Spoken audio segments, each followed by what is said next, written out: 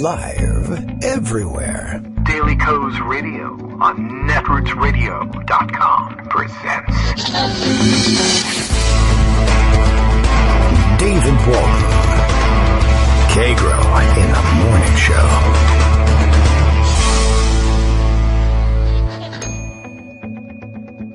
Now, here's David Waldman. Hey, good morning, everybody. How you doing? It is Tuesday, December 13th, 2016, and, time again for another show. What can you do? Donald Trump's still slated to become president. Not much we can do about that one yet, unless the Electoral College rears its head, at which point, I guess, Sarah Palin intercepts it over Alaska. I don't know how she missed Putin rearing his head during this latest election, but I guess it was either okay with her, or she wasn't looking, or I don't know what. Who knows? Did your eyes cast in a different direction? Is she even in Alaska anymore?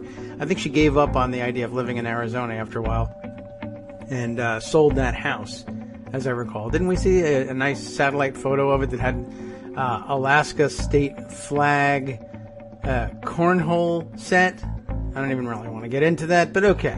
Anyway, we are ready to roll with another show. Plenty to talk about today. A morning tweet, as usual, from Bill in Portland, Maine, letting you know Daily Kos Radio is live. Will today's Kagro Russia joke start World War III? Maybe, so be ready to duck and cover. I don't know. Did I even make one this morning? I think I just ended up repeating. Oh, yeah, it was the Russian dressing joke. I was corrected in the formulation of the Russian dressing joke yesterday. Important to get that right, because as you know, finding the right words for stuff is good for many reasons, because things. So, with that in mind, we head into the morning's roundup of news stories. Let's see, I guess, biggest news story of the day domestically, I guess.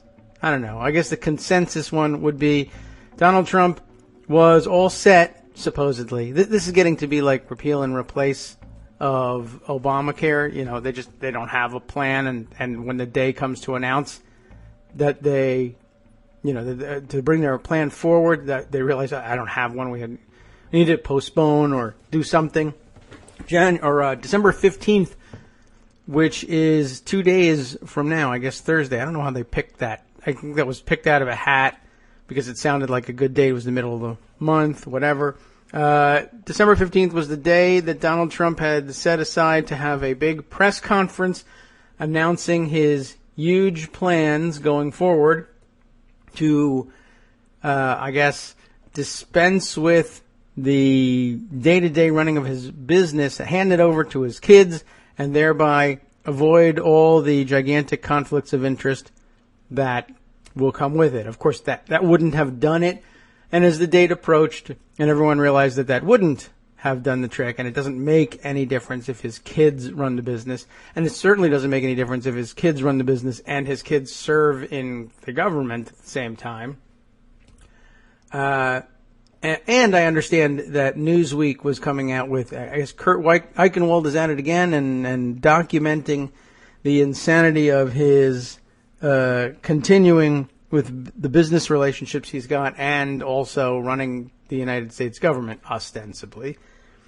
And guess what? He's backed out of it. He's decided there will still be an announcement of his plan of how to proceed with both the presidency and his business. It's just going to be later. Some other date, like maybe the day Melania gets around to having the press conference about her immigration status, or the date the taxes are released, or something like that. He can get all these things done at once. It's an efficiency thing, really, more than anything else. It's just not working. And Greg, I guess, has got a hold of what must be that Newsweek story. I can tell it's Newsweek because it's in all caps. And Newsweek is very alarmist. I don't know. That's the way their caps come across in the message. How Donald Trump's business ties are already jeopardizing U.S. interests. In fact, it's sitting right in front of me with a big N on my Twitter feed, retweeted this time by Jason Cherkis. So I should be able to read this. We'll discuss it, no doubt. And front page, top of the front page at the moment, over at Daily Kos, Hunter's piece, probably more entertaining than Kurt Eichenwald's. I don't know. Kurt's a good reporter. He's no Hunter, is all I'm saying. Anyway, Trump backs out. Hunter says Trump backs out of his first post-election news conference. He hasn't had one since July, by the way, when he asked the Russians to hack Hillary Clinton's computers and find her deleted emails. Right after that, he hasn't had a formal press conference. By the way, do you remember during the election when that was a horrible, horrible infraction against our political norms, and Hillary Clinton was just too fond of secrecy and built up this crazy wall of separation between her and the press because it had been several weeks since her last press conference, not counting the one she had with the Black Journalists Association because, well, that was just them. What about me? Anyway, yeah, no press conferences since July. He's backed out of his first post-election news conference. His team now says he'll have one in January. Of course, the date picked to coincide with being able to say, too late, Electoral College. You don't get to take the information I have for you about my business relationships and how I plan to resolve them into account. You're just going to have to take a stab in the dark. So, by all means, stab him in the dark. Right in the dark, if you can. And don't mind me. I didn't say anything. By the way, Hunter's piece illustrated with a wonderful photo of a chicken. See if you can figure it out. Why did the chicken cross the road?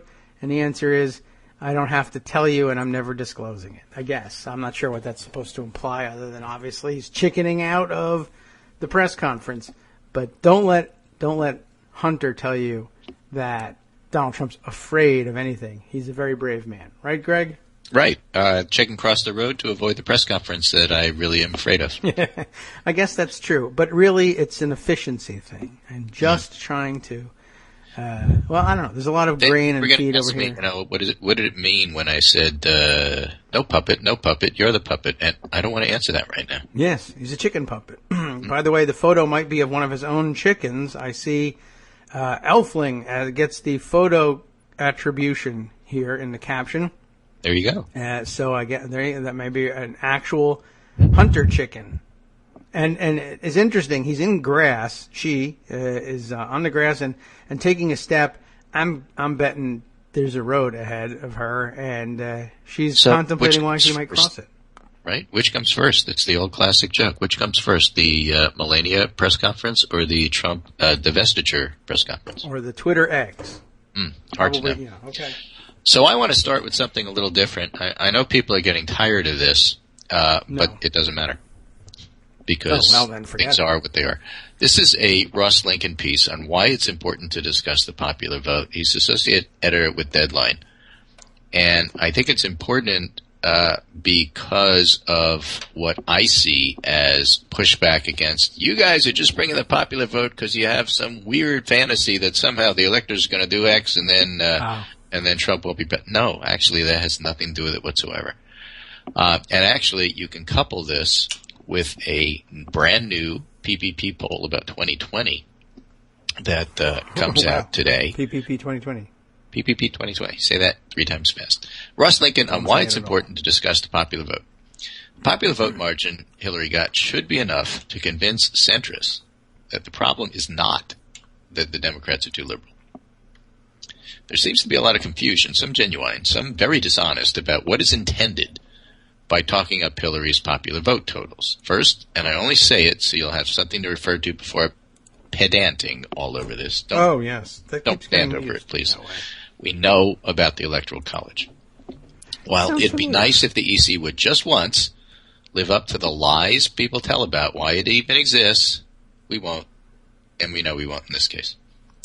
So, yes, we're perfectly aware Trump will be president because of a choke point baked into the Constitution to protect slavers' interests.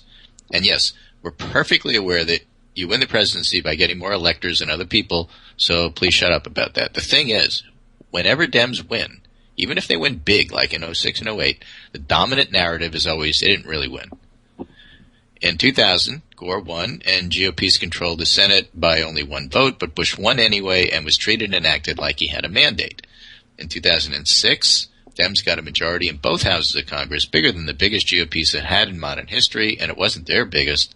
Yet even though they've been repudiated hard, immediately GOPs pushed the idea, this proves America is a center-right nation. That's an actual quote. In 2008, Dems got even bigger majority, and the press and the major Democrats and GOPs pushed the idea that Democrats, not GOP, had to bring the country together. Democrats won actual mandate, but were urged from the start not to govern from strength, but tentatively, examples too numerous to list. Context, Dem majorities in 06 and 08 were bigger than GOP's in 94, which was treated like the entire world had changed forever. Even today's GOP majorities in Congress aren't as big as the smallest, most recent Democratic majority. Meanwhile, the great lie told by GOP is that they're real America and they're true majority, not liberals. So when they win, regardless of circumstances, the press and even many ostensible liberals fall in line with demands that liberals stop being liberal, which is happening now. Yes. Bigly. Even the LA Weekly published a hard little illiterate screed about how liberals suck. LA Weekly. But here's the thing. Hillary's campaign seriously erred in ignoring key swing states, but she's still getting a historic popular vote margin by pushing 3 million more votes than Trump got, possibly going to get more votes than Obama got in 2012. By any reasonable standard of judgment, clear majority of voters didn't want Trump in office, and most of those voters wanted Hillary. Trump literally won only thanks to a technicality, and yet everybody's trying to push this idea that liberal votes don't count. We're told we live in a bubble. But as other people have noted, L.A. looks a hell of a lot more like America than Sapulpa, Oklahoma. Yes. And before anybody accuses me of being a snooty coastal elite, I'm from Sapulpa, Oklahoma. I knew we were. This does sound familiar. We have discussed this one. Yeah. Okay, continue on, please. Right? If Dems reacted to winning the Electoral College but not the popular vote by saying Oklahoma isn't a real place and doesn't count, there'd be riots and impeachment.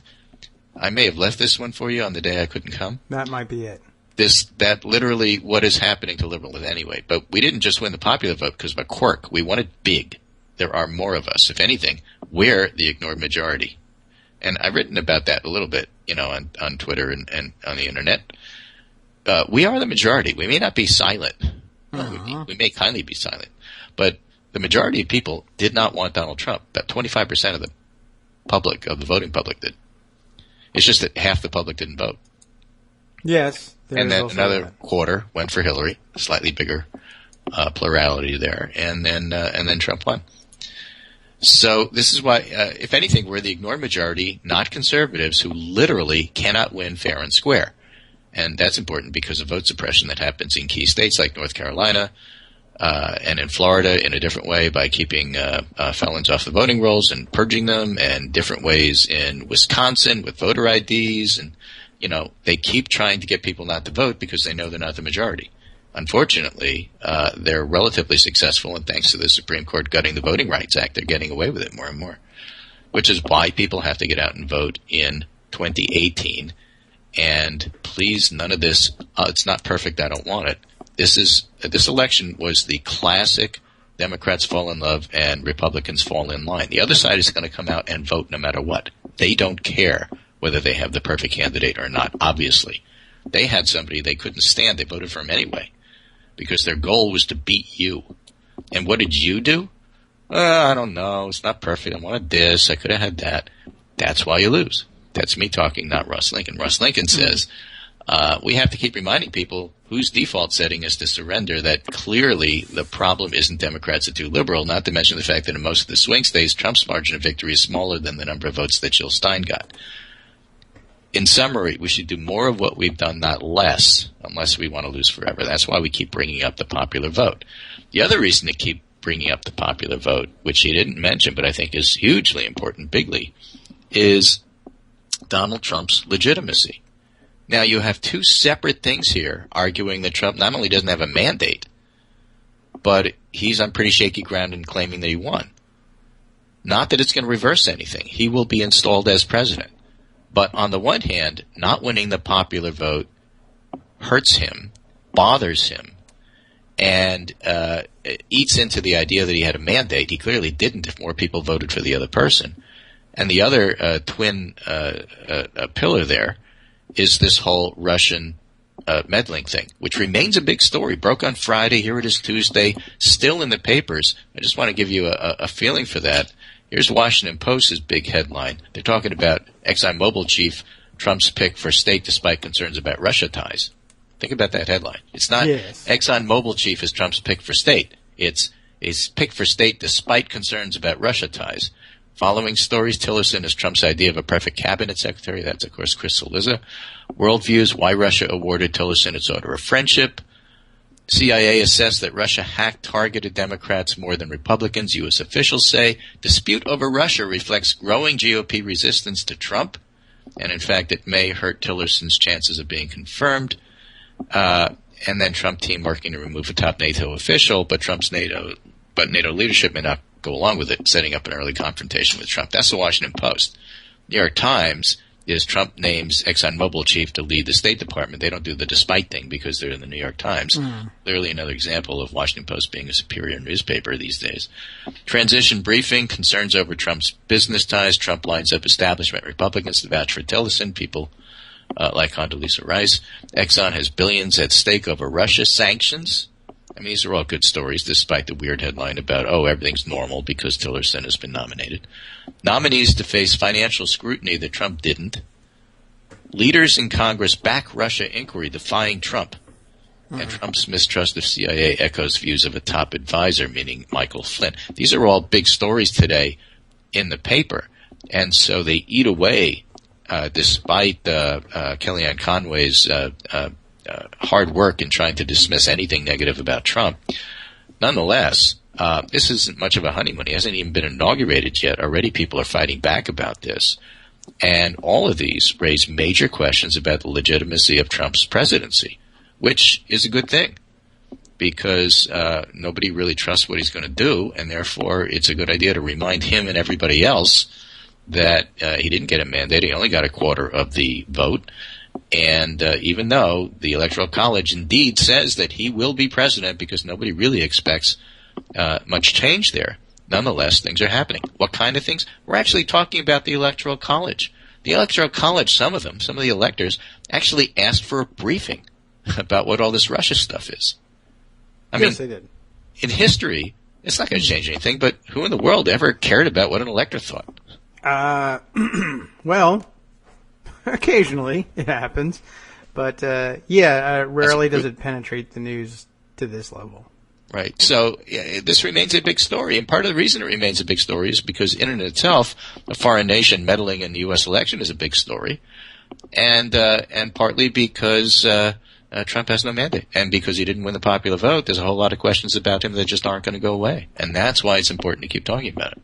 All right. Well, then let's do it. Okay. Here's another one. Why misogyny won. Oh. America's president-elect is an alleged sexual predator. This theory of sexism explains how it came to this and why even many women voted for Trump. And the role of hostility toward women hasn't been discussed nearly enough, says this article from Vox.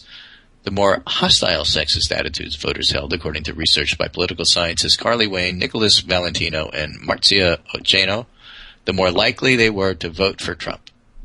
Hostility to women predicted voter support for Trump just as strongly as racial resentment, and even more strongly than affinity for authoritarianism.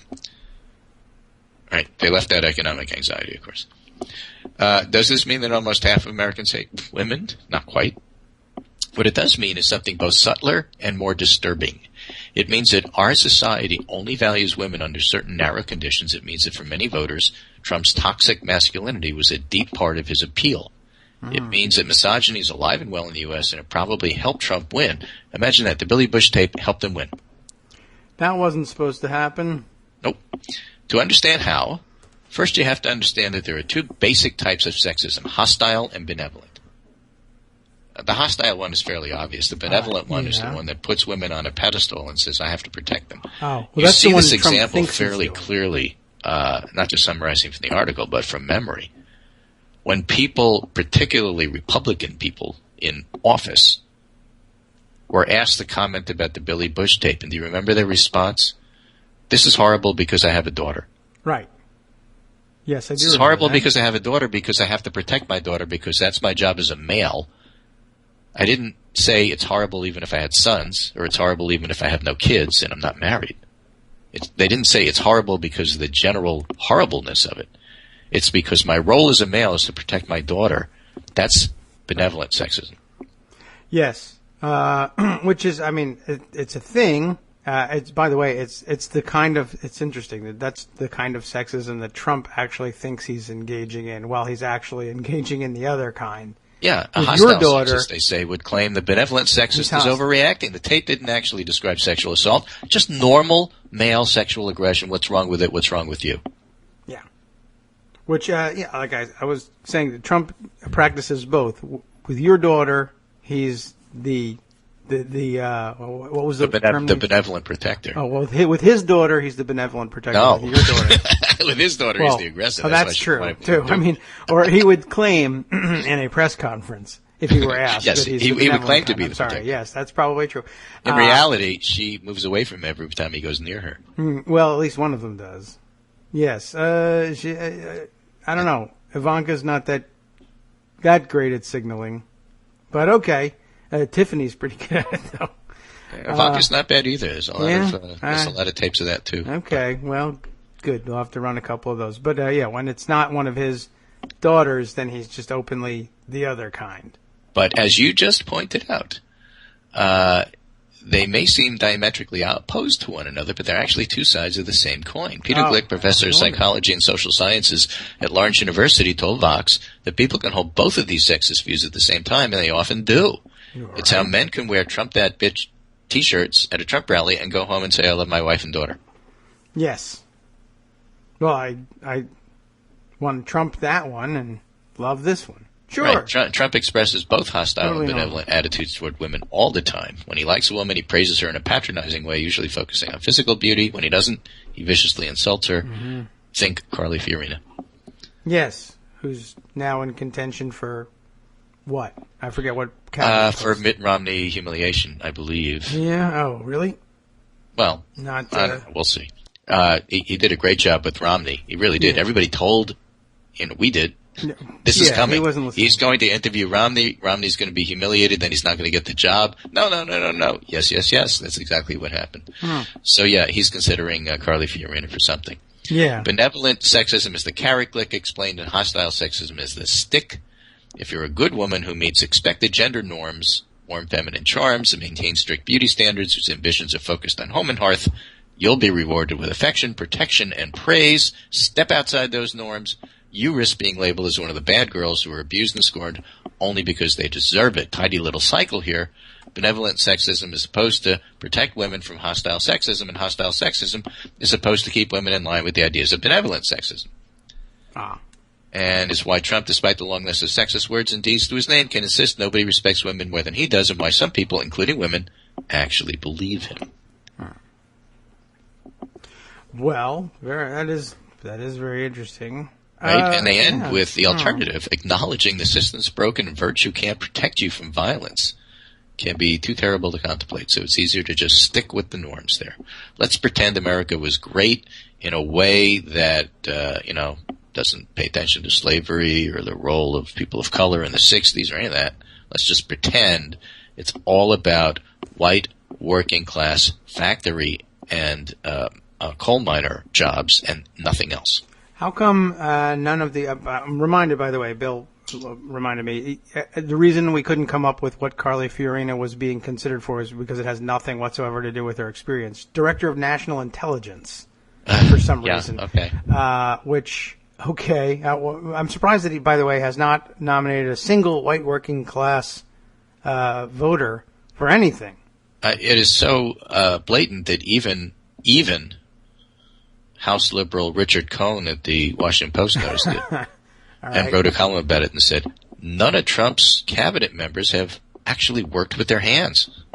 That is true. I have, and then he talked about how wonderful he is and how he came from like dirt poor roots. Did he? To become the House liberal at the Washington Post.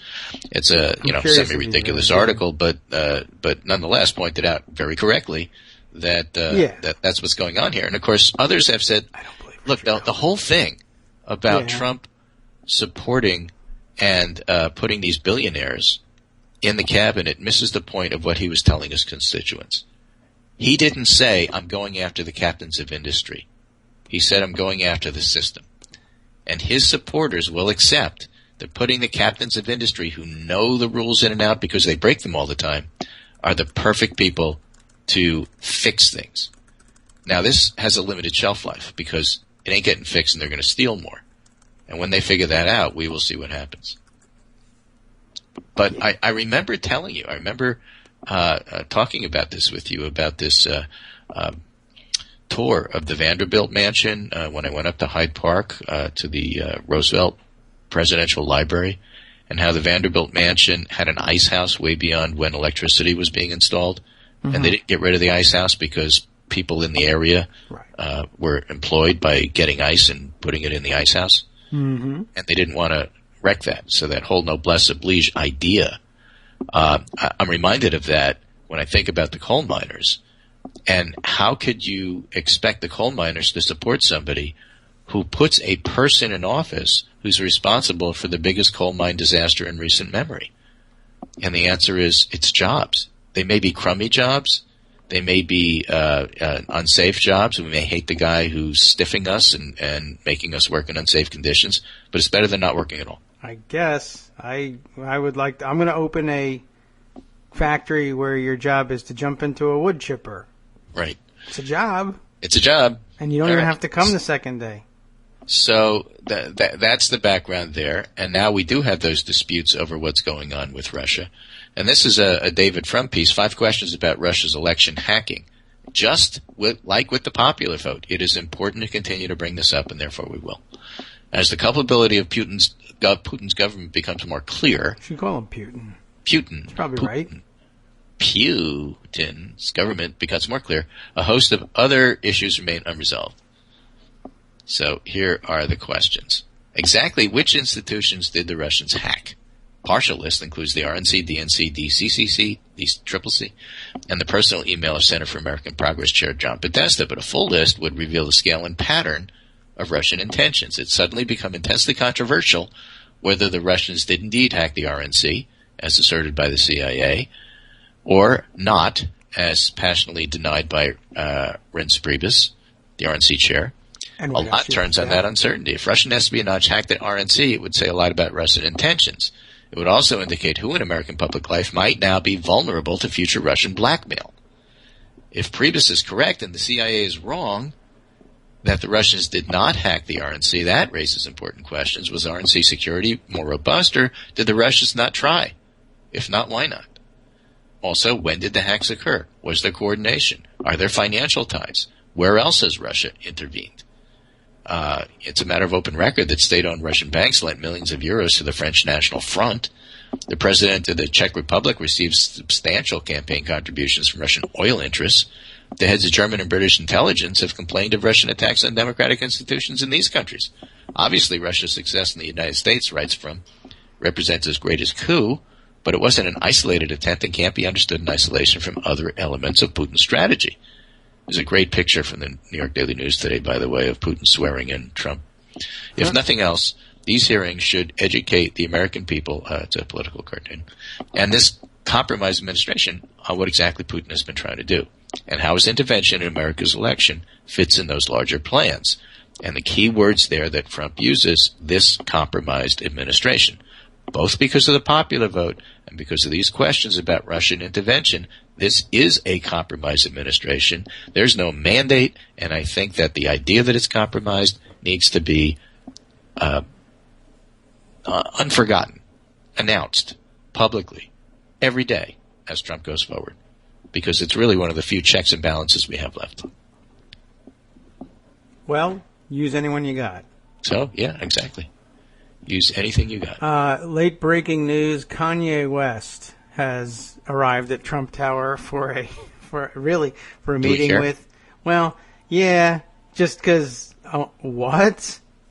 So that, by the way, no security briefings going on, but Kanye is coming in. So I don't know. I mean, he may actually, for all we know, this may be in reference to an actual cabinet position, but or it might just be I want to meet a famous person. Trump loves doing that too. And it's already started, by the way, the Twitter battle over you shouldn't be chasing shiny objects versus, oh my God, look at this now is happening. And I don't know who to shame more. Which one is worse? Neither. Trump tweets are shiny objects. Yes. Trump actions That's are true. That's well worth always pursuing. So I don't know. I didn't see that. I don't know if anything's going to come of it. But it's, but look, yeah, I mean, having a reporter or reporters in the lobby of Trump Tower documenting who comes and goes is actually an important function. It is. The fact that he's not inviting people who are, I wouldn't ordinarily say legitimate contenders for serious posts, that's out the window because all the serious posts are being, I mean, think about it. Rick Perry was just nominated for Energy Secretary. I don't think which they is, know. Which is, by the way, the third department he couldn't remember. Yes. When he said, "Oops." Right.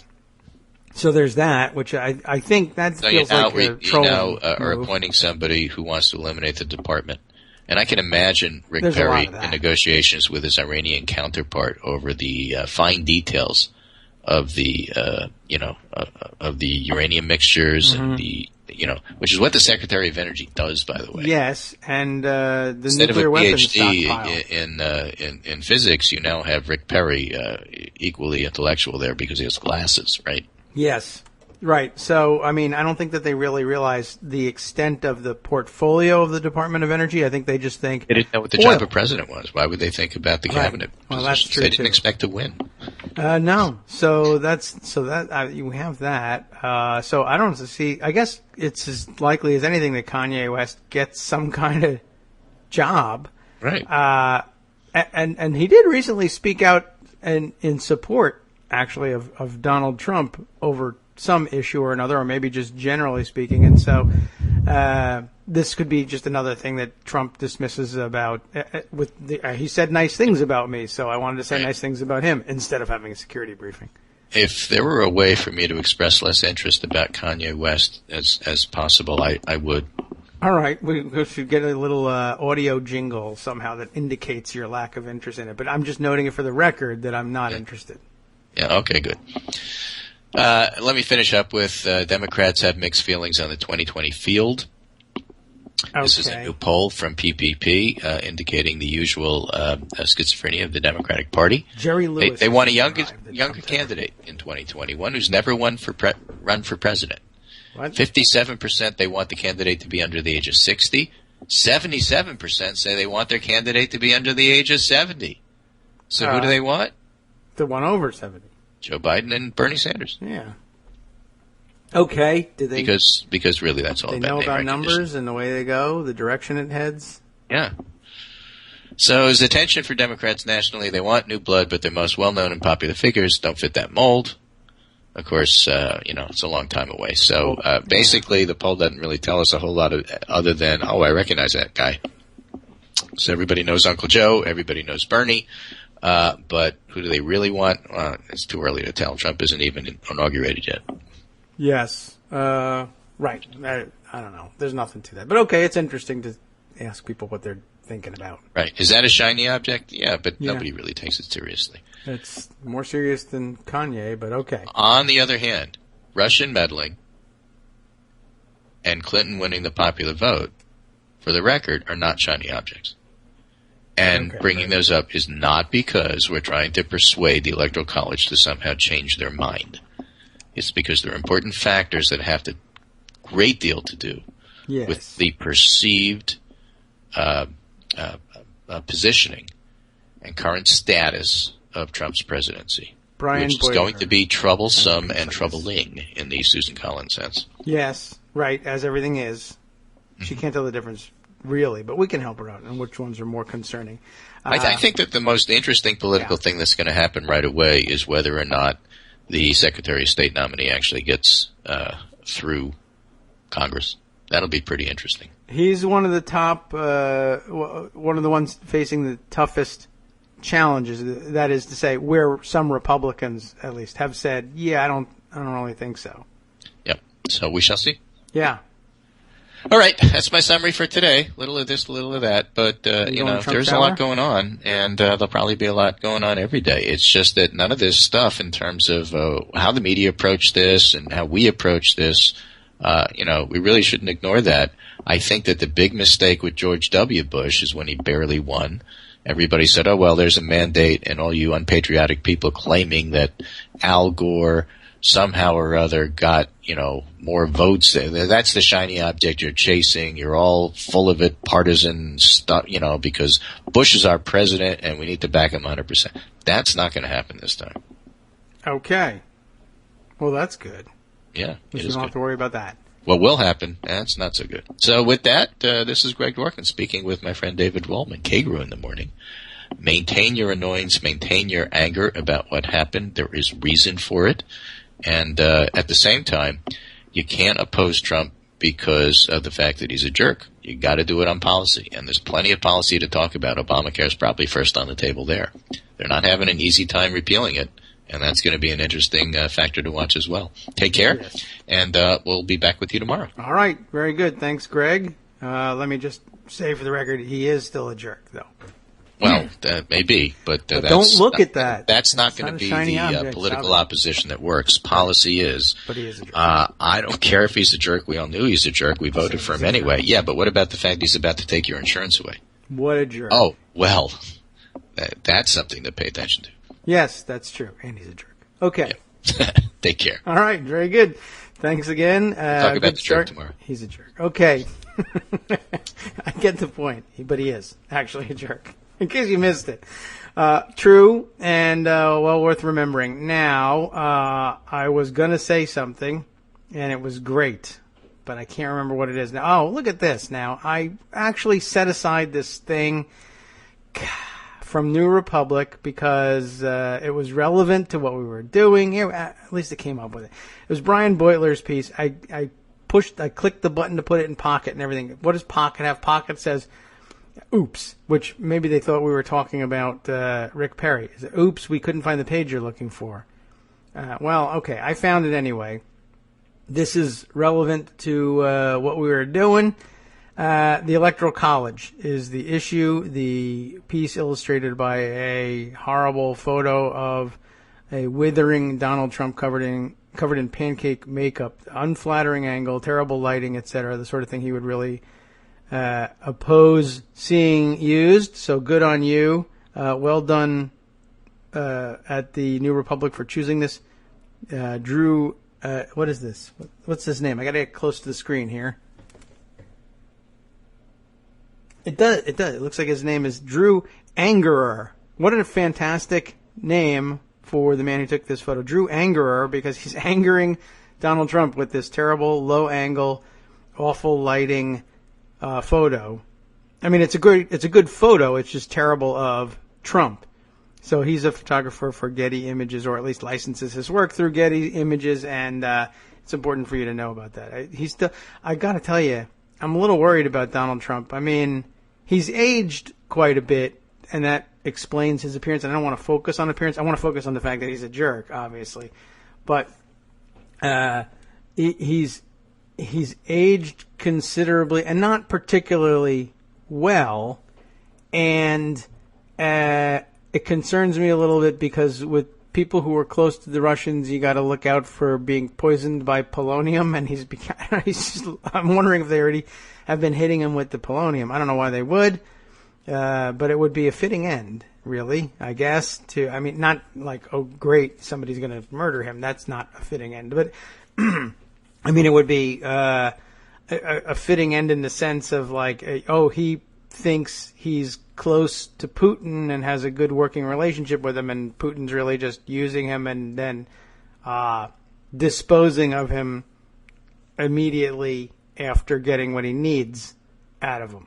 That feels like it would be a fitting end. Anyway, he's just not looking good in this photo. But that wasn't why I chose this one, despite the fact that Donald Trump is a jerk. I chose it because Brian writes, the Electoral College should do what it wants, and it can and it will.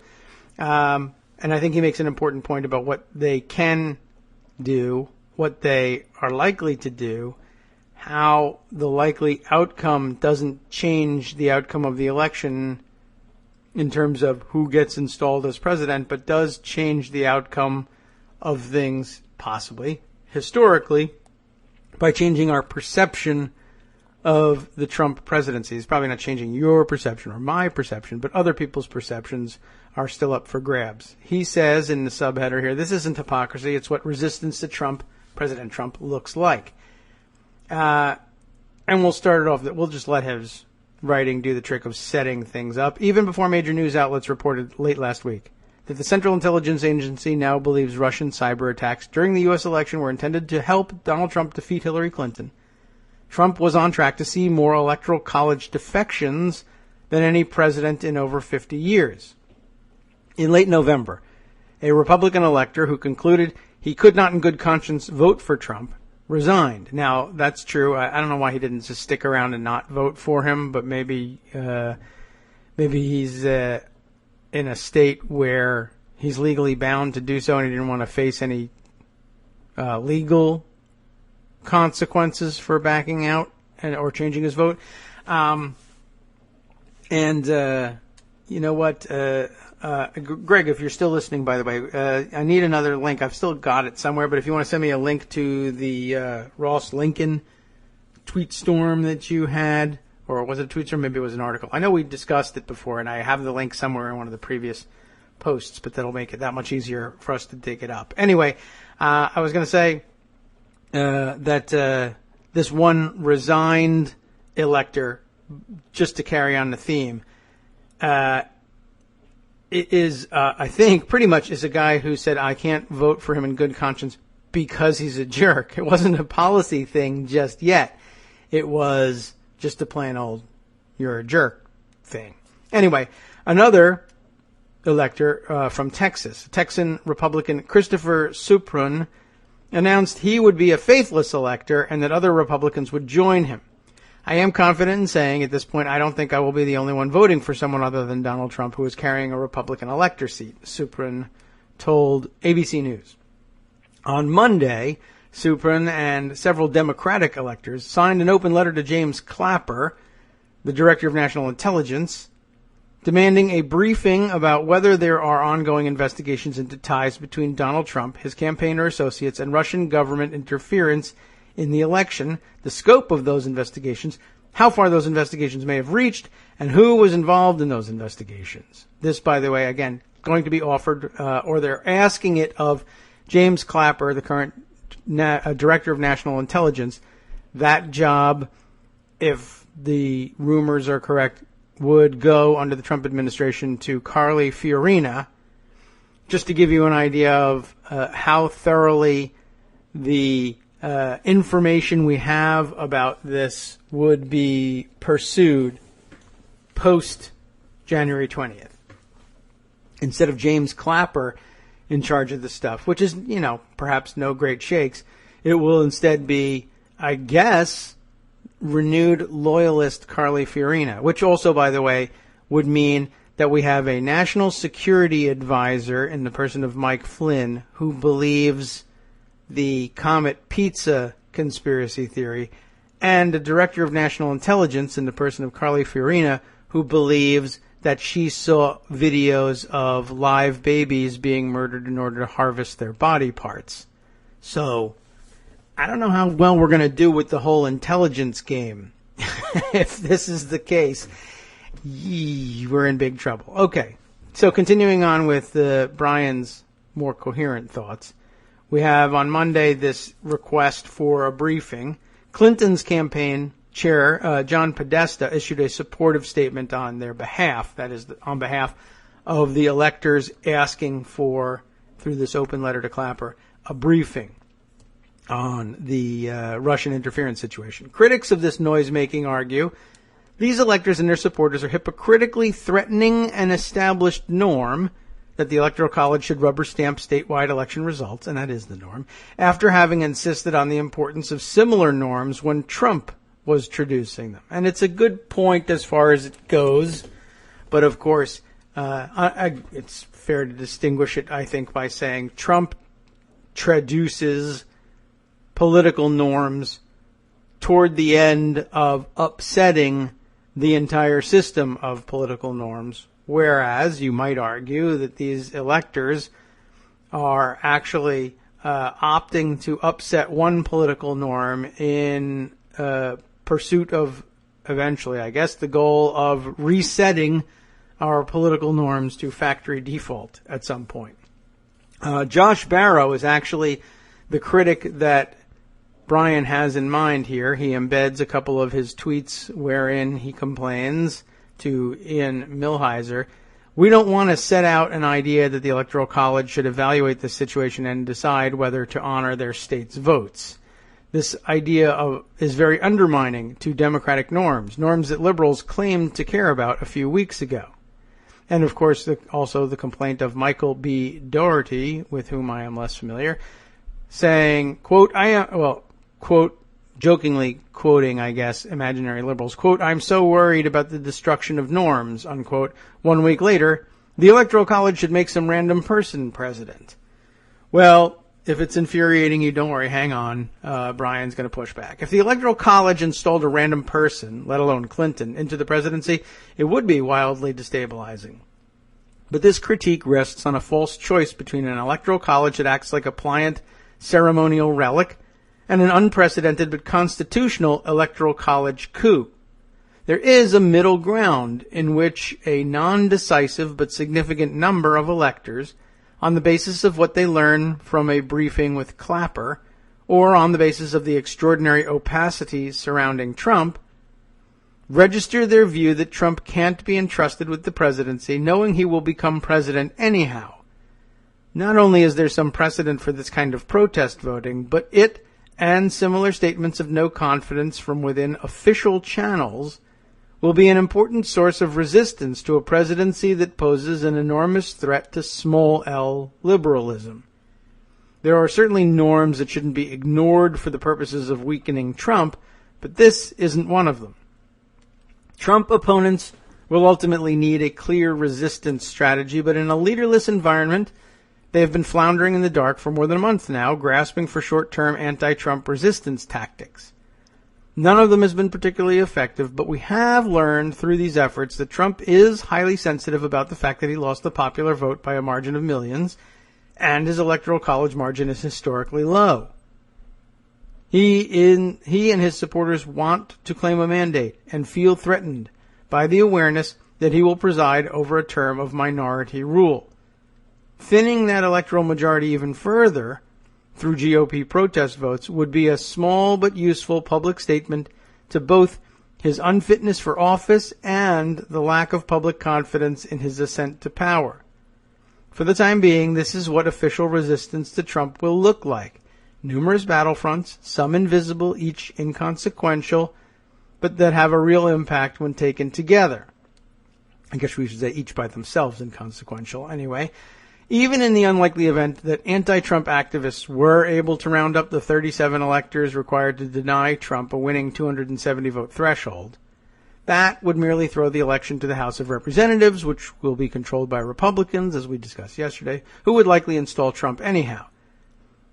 They, though, would then, I want to add a couple of words to this instance. They would become more directly accountable. I would say they would, therefore, become more directly accountable for their decision to enable Trump in the first place, and Trump's administration would rightly be further tainted.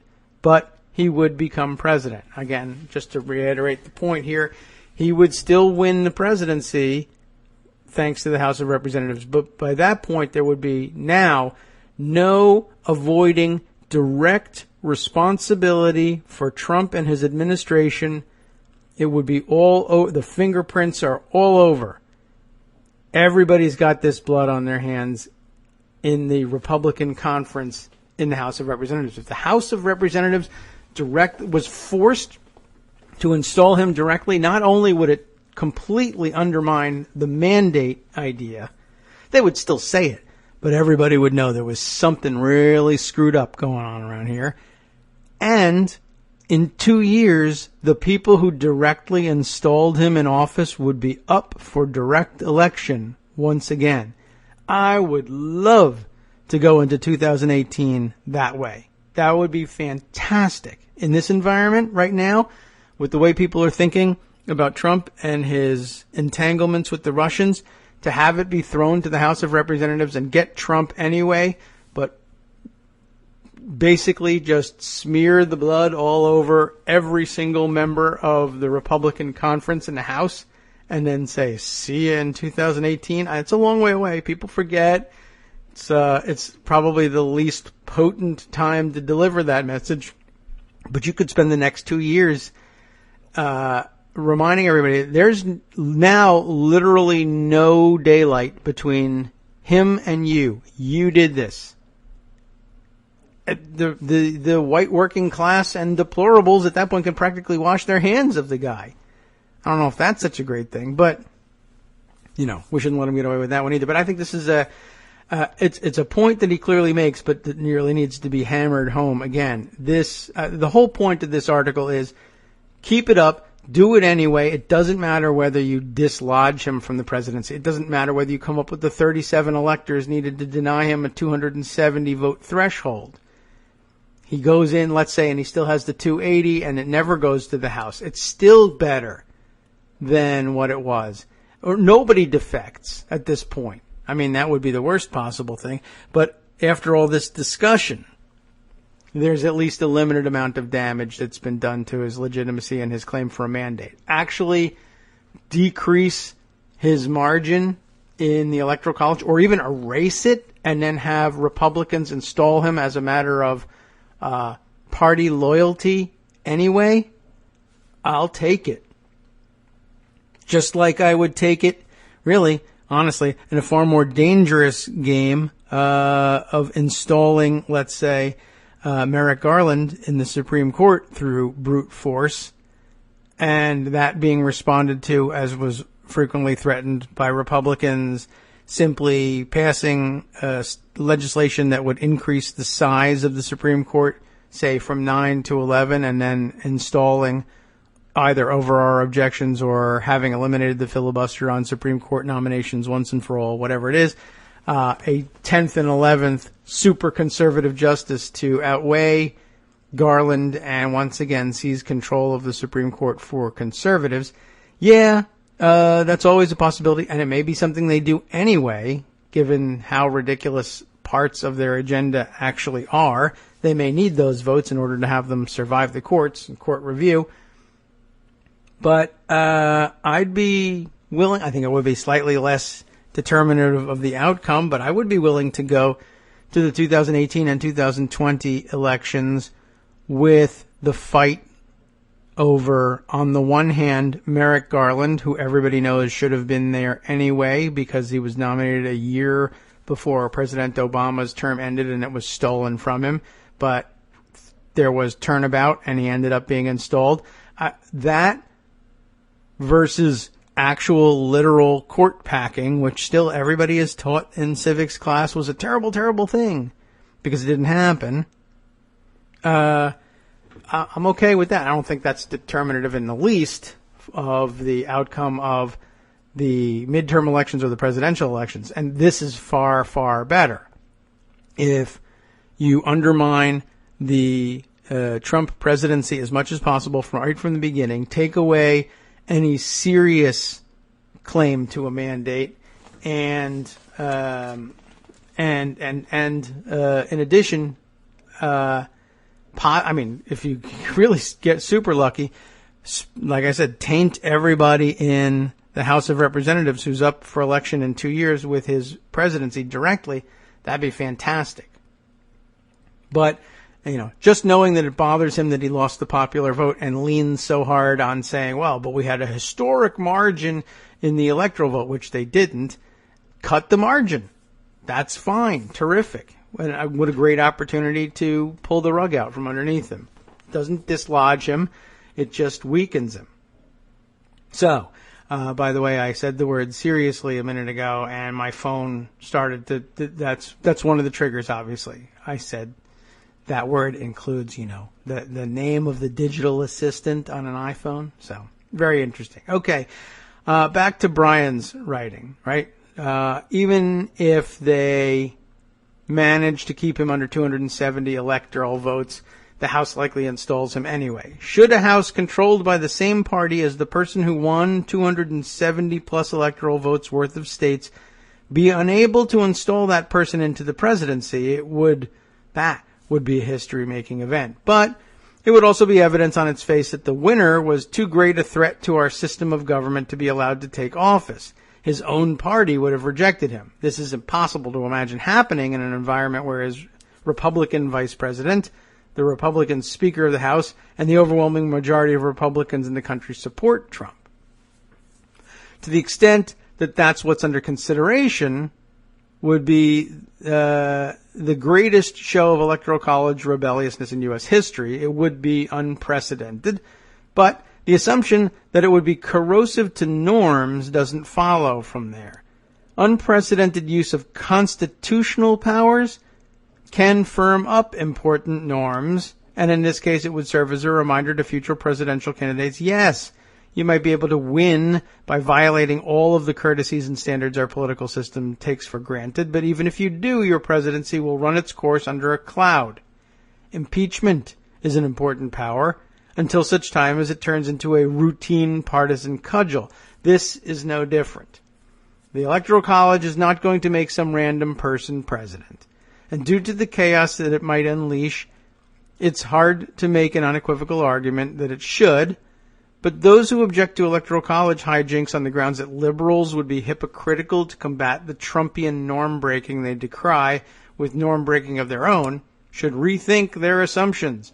Every time it has been within the power of a group of people to stop Trump, they have not done so, and they have been rewarded for their conformity to norms by the erosion of yet more increasingly important ones.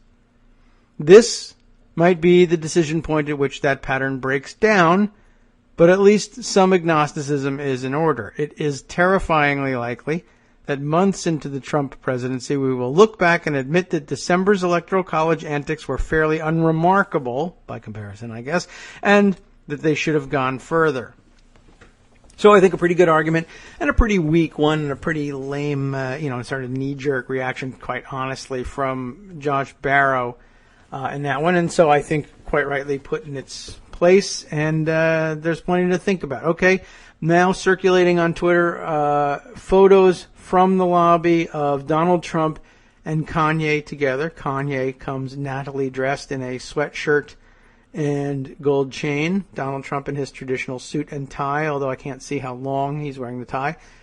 Interesting, I guess, did he not make it out of the lobby? That's interesting in itself.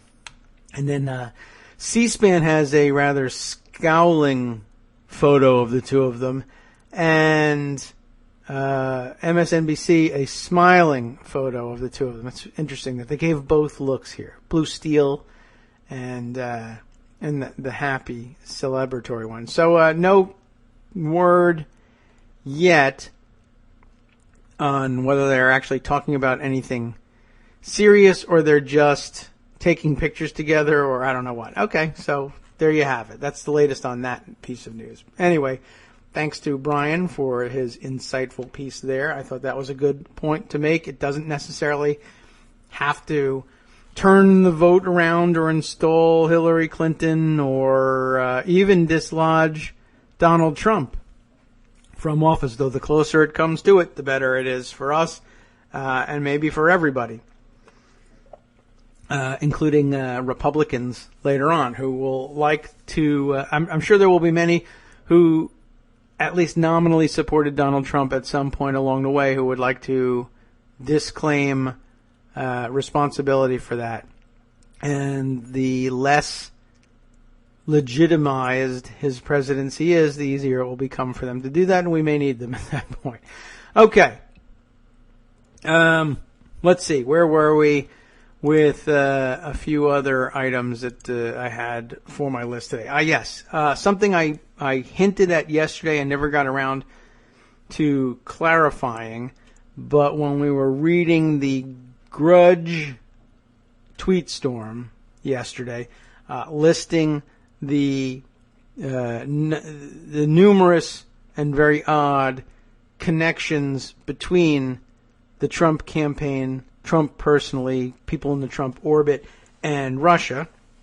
And I said, I count him as Team KITM, and I meant at that point to be able to turn to another such tweet, not a tweet storm, but a singular tweet, at least in this case, from frequent listener and frequent contributor through our Twitter feed, Ballerina X. You'll have heard the name a number of times in the past. Let me pull up the tweet and tell you what I'm thinking of here. It was an opportunity that she took to tweet to Joyanne Reed, and I guess her hashtag AMJoy, right? Anyway, what was it in direct response to something? I can't recall exactly how it was, but what I saw was, I guess through the use of the hashtag, I did see Joyanne Reed taking note of this tweet and saying, "What? Oh my God, seriously?" And this one, I said, I caught and got to comment, "Go Team KITM" here, because this is something that I think we helped out a bit with. She was, I guess, marveling at the reemergence of Paul Manafort as an active advisor to Donald Trump, and people were saying, "Oh my God, he's back after all this." I remember he, of course, had to resign from the campaign under the cloud of having received direct payments from the Russians and being too close to them personally and politically, and he had to resign under a cloud. One of the few instances during the campaign in which the Trump campaign, wasn't quite there admitting fault, but allowing for fault to be laid at their feet because Manafort acknowledged these problems and resigned. And apparently, I don't know, I guess Joy wasn't aware of this, but Ballerina X was aware of it, and I think largely because we were aware of it here on Kagro in the Morning, and she tweeted out the picture from and linked to the old Curbed piece that we read that was just part of our backgrounder on what kind of weirdos live in Trump Tower. Remember that whole thing about all the various Russian mobsters and, I don't know, weirdo heiress art collectors who don't appear to have any kind of direction in life but are just sitting on piles of money that they do weird things with. But that one of the names listed in those articles was, of course, Paul Manafort. Ballerina X pointing out Manafort lives on the 43rd floor of Trump Tower. He's been with Trump the whole time. The resignation, such as it was bunk. And caught Joyanne Reed by surprise, too. And so I was glad to see that information put on her plate by one of our own, because it's something that we've shared here. I love it. What could be better? What could be better validation for this ridiculous show than something like that? All right. Well, by the way, that does lead me to another story, so fantastic use as a segue here. There's another story floating around just, in celebrity gossip land that doesn't really have any serious impact on Trump and what he's doing, but just sort of further proving the point. I saw a tweet the other day. Let's pull it up here so we get the day and date. It was December 8th, so last week. The pictures with this one. Tweeted by Guren's Frank Ruta, who, by the way, just keeping up with things, she's at Yahoo these days. I don't know how long she's been there. I lose track of who's been at Yahoo for how long. Anyway, she tweets, "Drama at the Trump World Tower." And remember, Trump World Tower is the condo building at UN Plaza, 2 floors of which were sold to the Saudis for their mission to the UN. But it's a regular condo unit as well. And because it's a Trump building, it's full of weirdos. Not just diplomatic weirdos, but also undiplomatic weirdos like these two. And the photos accompanying it speak volumes. I've tweeted it around before, and I guess I'll retweet it again so that everybody can see it. But if you're listening live, and if not, I'll include it in the roundup. Drama at Trump World Tower. linking to a Daily Mail piece, and I know that upsets all of our Brits, both inside, both on the island and off, every time we refer to the Daily Mail. But this is one of those ridiculous, gossipy stories, which is right in their wheelhouse. That's not to say that we necessarily trust them to report it accurately. It's just that's why it's being reported at all. The Daily Mail covers it. Exclusive. Catwoman Jocelyn Wildenstein seen in mugshot.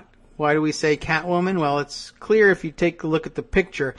Jocelyn Wildenstein, is notorious in, at least in New York gossip circles, as one of those weirdo dilettante socialites with no clear purpose in life except to annoy people by showing how much money she's got and how poorly she manages it, but also famous essentially for having had so much plastic surgery done to her face that she literally barely looks human at this point, and in fact, that's why they call her Catwoman. Her face is more feline than anything else. I mean, every piece of surgery that could possibly be done to somebody's face, I guess, has happened here. I don't know whether she ever made any conscious decision. There are such people who make a conscious decision. They pay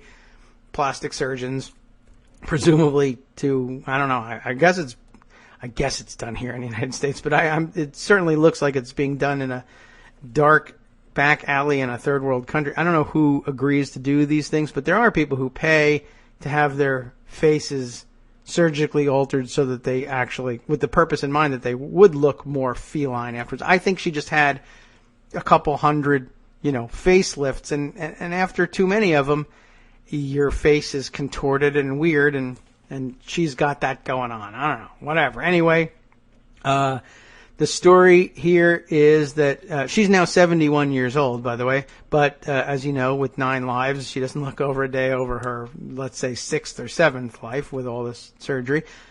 She's she's in her mugshot. Picture is included in the piece after being accused of slashing Canadian what is this word even? Couturier Lloyd Klein with a pair of scissors and gouging his face with something. Let's take a look at that. We'll click through. I don't know. It's just, this is the kind of nutball that populates Trump properties top to bottom. Trump Tower is the worst, but this one isn't even Trump Tower. It's Trump World Tower. But again, it's just kooks top to bottom. Here's the dumb story. She slashed her boyfriend with scissors and poured hot wax on his face during a late-night brawl. How? Why? I don't know. They live in a Trump building. That's all there is to it. I mean, we might as well just stick to the bullet points. I guess we'll probably tell you all that we need to know. But oh, my God. You got to see the photos of these two in here. And, just white working-class people, essentially, is what's going on here. It's mostly pictures, so I guess the story is pretty short. Jocelyn Wildenstein is seen in her mugshot after being arrested early Wednesday, I guess last week, for felony assault. She gouged her boyfriend Lloyd Klein's face with her nails, also accused of stabbing him twice in the chest with scissors. Doesn't look like she got very far with that one. The socialite was charged with felony assault, appeared in court on Wednesday. The fight allegedly began when she got mad that Klein was on his laptop. Who cares? I don't know. Sources say the assault marks the end of their 13-year relationship, and she is most famous for her numerous plastic surgeries and the largest divorce settlement in history. What a winner. The mugshots here, it's freakish looking. Lloyd Klein, by the way, is 49 years old. She is 71. Klein was forced to shove the bride of Wildenstein into a closet, it says here, to prevent another attack before cops arrived to book her on felony assault charges. Daily Mail says they can reveal that the Canadian-born fashion mogul, that's who Lloyd Klein is, fled their ritzy Trump World Tower apartment on Wednesday night before Wildenstein was released, following an appearance before a judge. Is there any more of substance? The glamorous duo has been dating since 2003. And again, just take a look at them. Glamorous duo. They're ludicrous. They're absolutely insane looking. He hasn't had that much in the way of surgery, but he's, I don't know. He's certainly very New York looking. We can say that. So they've been dating since 2003, but the relationship is now over because Klein considers her a ticking time bomb. She can blow up anytime, anywhere, and with absolutely no reason, said a source close to the couple. He says, she is a truly beautiful person when she's on her best behavior, but when she flies into one of her incredible rages, look out. Wildenstein and Klein are believed to have enjoyed a meal Tuesday evening before the wealthy divorcee accused him of spending too much time on social media. Uh-oh. Well, she may have a point there. They had a relaxing dinner. Everything was normal. And then Jocelyn suddenly got angry, as she often does, said the source. Lloyd was using his laptop and evidently not paying her enough attention. So she screamed at him to get off the computer, then picked up a lit candle and threw the hot wax all over him. That's the source. Oh, pardon me for a short break there. I actually had to I'm allergic to her ridiculous plastic surgery. I had to sneeze on that one. Pardon me. So they had a fight over social media, as couples will do. Then she threw a hot lit candle at him, threw the hot wax all over him, stabbed him twice in the chest with scissors, and gouged his face with her nails. It was arrested on felony assault charges and had her ludicrous mug shot taken. All in a day's work over there at Trump World Tower, I guess. Anything else here? Klein told police that he reacted by pushing plastic surgery-loving Wildenstein into a walk-in closet in the hallway of their $5 million Manhattan pad.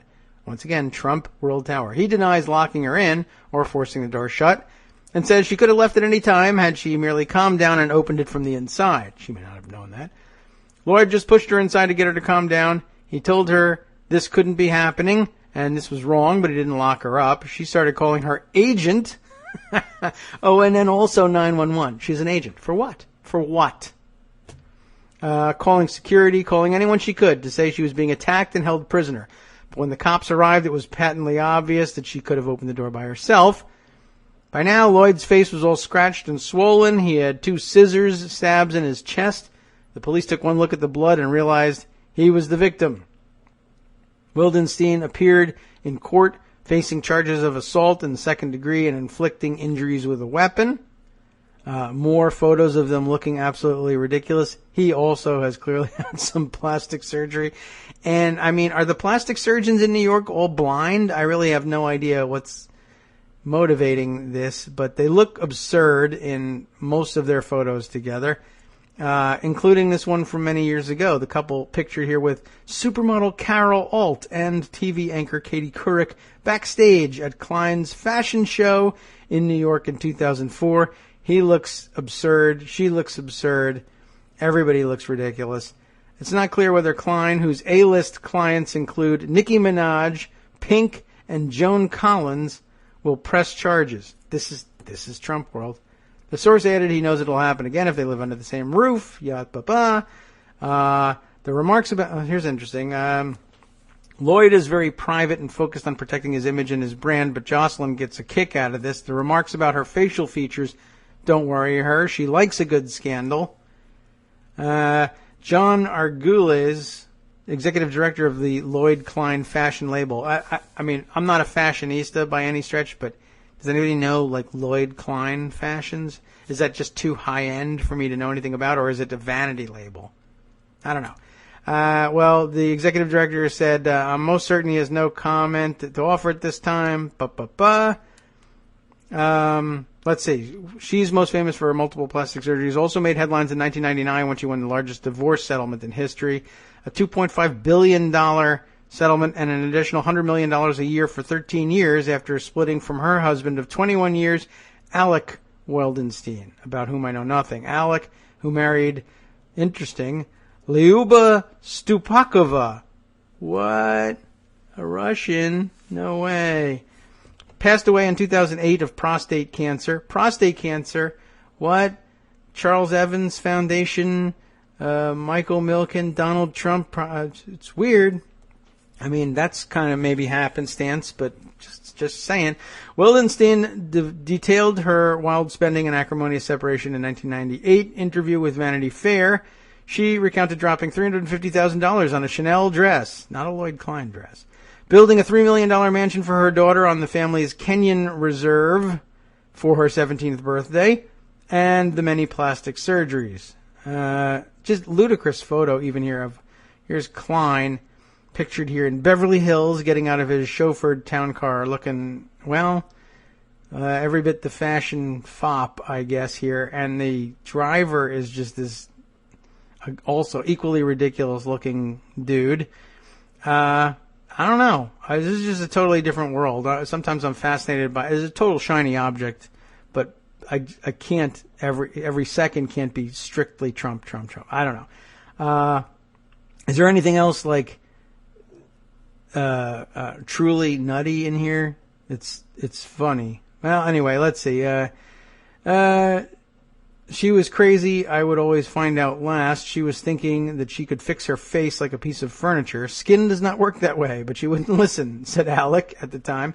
It's just interesting that again, another, I don't know whether they lived in Trump World Tower together or not, or whether that's someplace that she moved into after they divorced. But again, everybody in a certain circle at a certain time with a certain amount of money in New York was getting together, partying together, the girls being provided pretty much from the same sources, and everybody divorces their first wife, and maybe even a second wife, and replaces them with a model, not a new model, but an actual model, and I don't know, 99% of them are Eastern European and Russian. And Donald Trump and his impresario or modeling impresario friends love importing teenagers from Eastern Europe and Central Europe and Russia and putting them under contract and, just coincidentally having them show up at their parties where they're selling the condominiums in this building where they all end up living. And he's accused of child molestation and child rape and yada yada. I don't know. I can't put it all together. It's just one big mystery. And luckily, no Russians know that embarrassing material about him, and they will totally not blackmail him with it. Just to put a finer point on it and bring it back to, yes, this is actually something you need to pay attention to. What else have we got here? Just for more lunacy. Let's see. Things got so bad between the two during their separation. Alec, the first husband, and Jocelyn here. Alec's father, Daniel, had Jocelyn banned from the family properties, a New York townhouse, their Paris chateau, the largest private residence in the city at that time, by the way. The 66,000-acre Ol Jogi Ranch, that's the Kenyan reserve, and the private compound in the British Virgin Islands. I seriously, eat the rich. Now, don't eat, I don't know whether she's good eating at this point, but, my God, these people, they've got to go. This whole class needs to be wiped out. Sorry. A little class warfare there. At the same time, her credit cards were cut off. Now, that's cruel and unusual. And her monthly allowance was lowered to just $50,000. Damn. That's really cruel, which her lawyers fought in court. Good for them, standing up for her rights. That all changed, however, with her massive settlement in 1999, which was allowed her to live comfortably ever since. Jocelyn and Alec first met, by the way, when she was 31, and they were both on safari with friends in Kenya at Ol Jogi. A lion had to be killed at a neighbor's ranch, Alec recalled in Vanity Fair. The night before, Jocelyn asked, "Could I go with you?" I said, "As long as you keep your mouth shut." Two charmers. My God. The next day, they went and killed the lion, rode motorcycles, and kissed for the very first time, with Jocelyn calling the moment quite intense. Honest to God. Guillotines.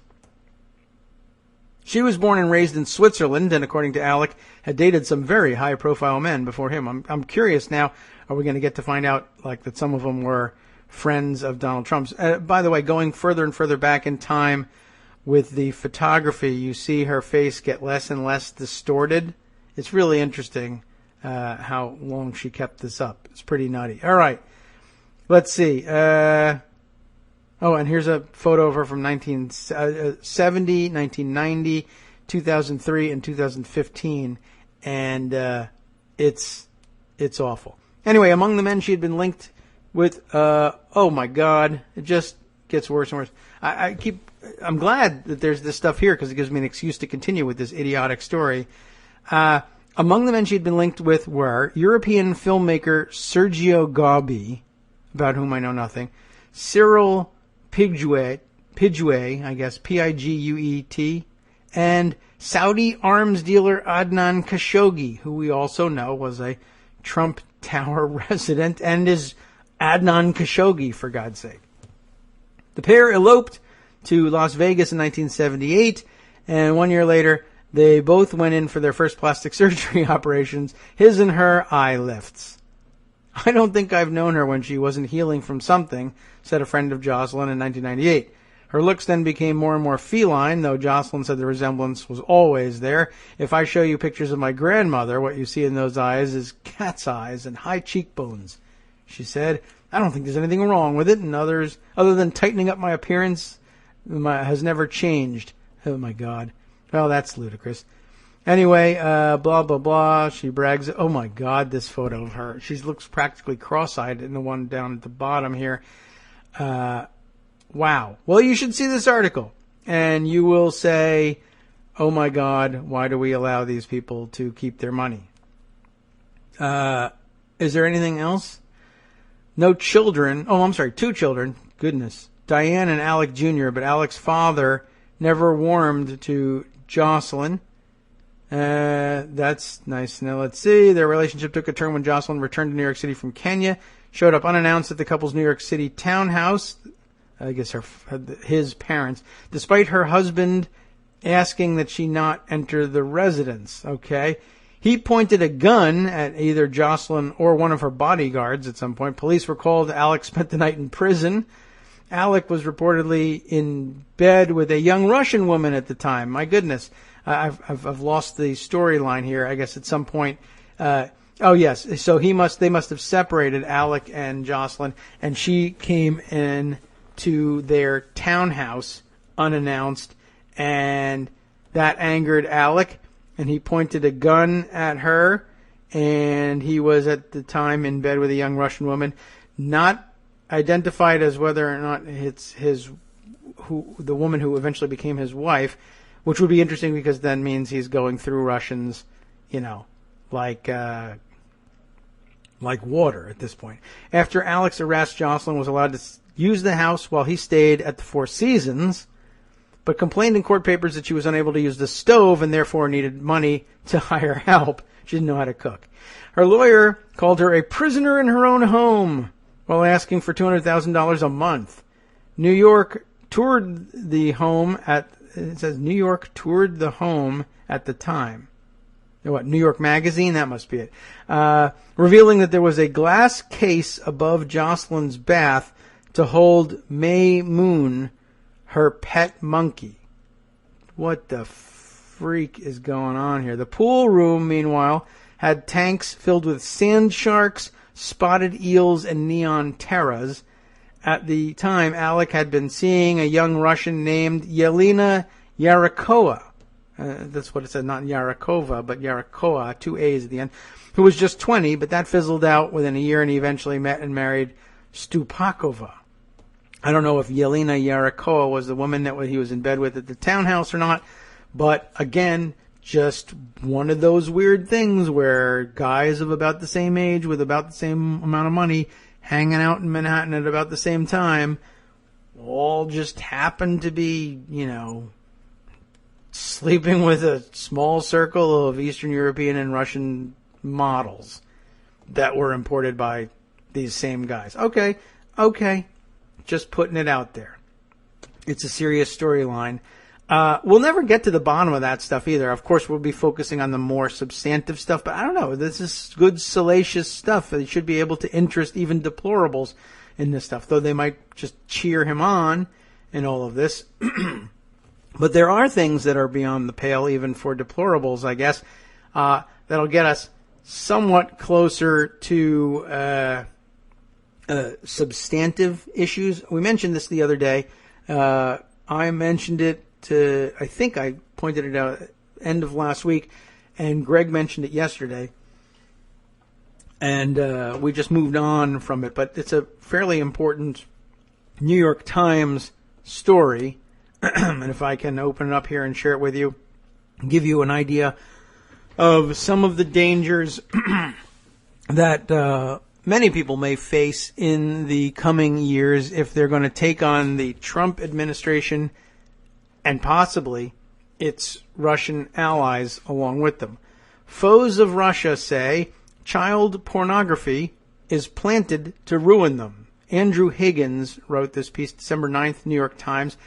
Really kind of terrifying in terms of, if you wondered about it, well, what could they really do to me sort of thing, minus, assassinating me with polonium.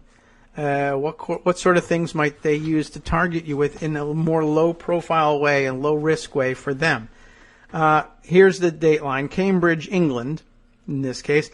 His indomitable will, steeled by a dozen years in the Soviet Gulag, decades of sparring with the KGB, and a bout of near-fatal heart disease, Vladimir K. Bukovsky, a tireless opponent of Soviet leaders and President Vladimir Putin of Russia, is not a man easily put off his stride.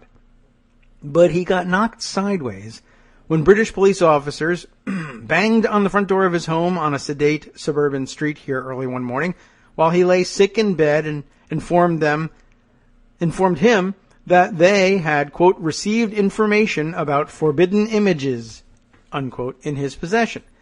It was all very bizarre and disturbing, Mr. Bukovsky said. This is not normally the language of a free society, this forbidden images thing. He added this, recalling how his old KGB tormentors used to hound him and his friends over texts and photographs declared forbidden by the Soviet authorities. Not computer text and phone text, but actual written, typed text like books, The images sought by the British police, however, had nothing to do with politics. That's what was forbidden by Soviet authorities, of course. Had nothing to do with politics, but involved child pornography, a shocking offense in any jurisdiction. Unless, of course, you're Donald Trump, child rapist, in which case, whatever, be president. The officers hauled away a clunky desktop computer from Mr. Bukovsky's study, a chaos of books and papers dusted with cigarette ash, and a broken computer from his garage. In April last year, the veteran Soviet dissident, a one-time confidant of Margaret Thatcher, in case you think you're untouchable, by the way, finally found out what was going on. The Crown Prosecution Service announced that he faced 5 charges of making indecent images of children, 5 charges of possession of indecent images of children, and 1 charge of possession of a prohibited image. The case was supposed to go to court in May in Cambridge, but after Mr. Bukovsky, age 73, entered a not guilty plea, it was delayed until December 12th. This followed a prosecution request for more time to review an independent forensic report on what had been found on Mr. Bukovsky's computers and how an unidentified third party had probably put it there. The whole affair is Kafkaesque, Mr. Bukovsky said in an interview, and they can say that, those Eastern Europeans. You not only have to prove you are not guilty, but that you are innocent. He insisted that he was the victim of a new and particularly noxious form of an old KGB dirty trick known as kompromat. Kompromat. Compromising material, I guess. Kompromat. The fabrication and planting of compromising or illegal material. Old-style kompromat featured doctored photographs, planted drugs, grainy videos of liaisons with prostitutes hired by the KGB, and a wide range of other primitive entrapment techniques. Today, however, kompromat has become allied with the more sophisticated tricks of cyber mischief making, where Russia has proved its prowess in the Baltic states, Georgia, and Ukraine. American intelligence agencies also believe that Russia used hacked data to hurt Hillary Clinton and promote Donald J. Trump in the U.S. presidential election, according to senior officials in the Obama administration. We all know about that. Russia's cyber warriors serve a multitude of goals, including espionage, The disruption of vital infrastructure has happened in Ukraine last year, when nearly 250,000 people lost electricity after a cyber attack on 3 regional energy companies. Also, the discrediting of foes and the shaping of public opinion through the spread of false information. Hacking is not only a good way to get real information, like the emails of the DNC or other things, but a relatively easy and usually untraceable way to plant fake information. For example, when unidentified hackers last year broke into the computers of a government research center in Lithuania, they stole nothing, but planted bogus reports on its website that the country's stoutly pro-American president had worked as an escort and KGB informer while a student in Leningrad during the Soviet era. A similar break-in affecting the Lithuanian military's website replaced a bland announcement about a coming NATO exercise with a fake statement that presented the exercise as part of a plan to annex Kaliningrad, a Russian exclave on the Baltic Sea, and join it with Lithuania, a member of NATO. The supposed NATO plan outlined in the phony text closely mimicked methods used by Moscow in 2014 to annex Crimea and stir up unrest in eastern Ukraine, including the seizure of military posts and police stations and calls for the establishment of the Kaliningrad People's Republic. Written in faulty Lithuanian, the statement was immediately obvious as a fake, says Rimtautas Cerniauskas. Good luck with that one. I'm not up on my Lithuanian either. The director of Lithuania's National Cybersecurity Center, which was set up last year in response to an increased alarm over Russian aggression. We're not the only ones that have an increased alarm here. But he added the stunt nonetheless succeeded in distracting cyber defense staff members from their normal work for days and in spreading a lie that, although immediately exposed, polluted discussion about NATO. I don't believe in aliens, but if you see enough articles about aliens visiting Earth, you start to think, who knows, maybe the government is hiding something, Mr. Cerniauskas said. Seemingly, no target is too small to warrant attention, no attack too petty. Trained to believe that the ends always justify the means, a little bit like Trump. Russian security service operatives have sick minds, Mr. Bukovsky said. They live in a virtual reality. They make up fake news, essentially. Next section, settling scores. This blurring of all boundaries between truth and falsehood, in the service of operational needs, has created a climate in Russia in which even the most serious and grotesque accusations, like those involving pedophilia, are simply a currency for settling scores. Mr. Bukovsky is far from the only one fending off such allegations. Yoann Barbaro, the French director of the Alliance Française in the Siberian city of Irkutsk, has been struggling since early last year to defend himself against charges that he posted child pornography on a website for Russian mothers. His lawyers, pointing to evidence that his computer was tampered with after his arrest, believe that the material was planted by local security service officers to punish Mr. Barbaro for an extramarital romance with a woman connected to a powerful local official. Man, that's petty. In September, after months under house arrest, Mr. Barbaro fled. And that might be your only chance. Konstantin Rubekin, an environmental activist who lives in exile in Lithuania, also got a visit from police officers looking for child pornography. Mr. Rubekin speculated that the raid in June last year may have been part of an effort to derail his application for political asylum or his work for the EU-Russia Civil Society Forum, a research group that investigates corruption. So look out if you're thinking about investigating Donald Trump's corruption. That's the message. In the end, the Lithuanian police dropped the case. Getting someone labeled a suspected pedophile has the added benefit of fitting perfectly with the Kremlin's line that human rights activists are all just degenerates, said Vytis Jurkonis, a Lithuanian human rights activist who works with Russian exiles. Russia has denied any involvement in all of these incidents. Of course they do, scoffed Linas Linkevičius, this is Lithuania's foreign minister, whose name might even be familiar to some of you who just heard me mangle it, and now you're laughing. They never have anything to do with anything that's going on in the world, he said, describing Russian hackers, whether working directly for the state or as freelance vandals, as part of their weapons system.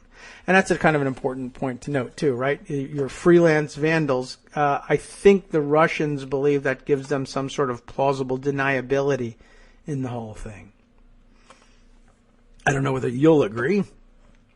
Anyway, he continues on and says they have a very efficient hybrid warfare means. In the case of Mr. Bukovsky and the others involving pornography stored or planted on the computers of Kremlin critics, the high degree of deniability offered by the shadows of cyberspace has left the accused struggling to salvage their reputations.